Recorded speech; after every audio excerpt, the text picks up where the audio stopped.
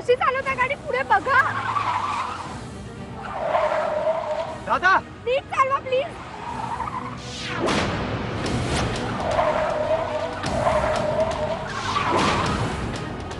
दादा उठा. काय करता?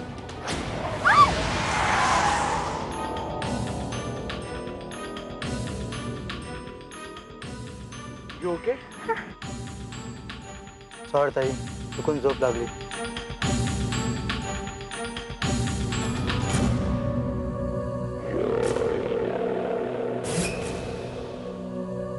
आऊसाहेब, आऊसाहेब.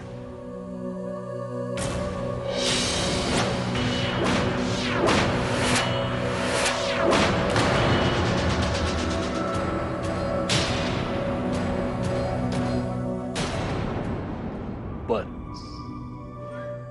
हो अप्पा महाराज. नाही मी तसंच करतो आणि सगळ्यांना सांगतो मी. ठीक आहे.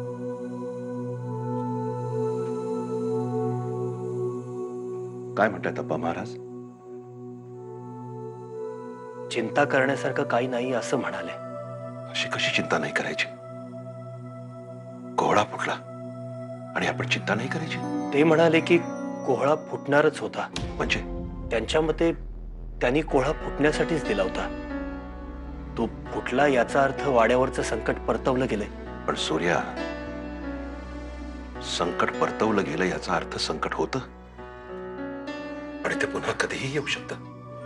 आणि या अशा परिस्थितीत आऊसाहेबांच्या बालमैत्रिणीचं आगमन होणं, एकान्नकाचं आगमन होणं,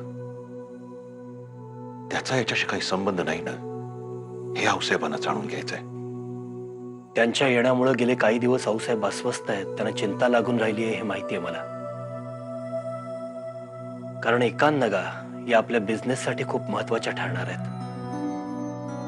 पण दादासाहेब, मी आप्पासाहेबांना विचारलं तसं ते म्हणाले की संकट आता खरंच दूर झालंय, तेव्हा त्यांच्या येण्यानं काही अडचण होणार नाही. तसं असेल तर मग ठीक आहे.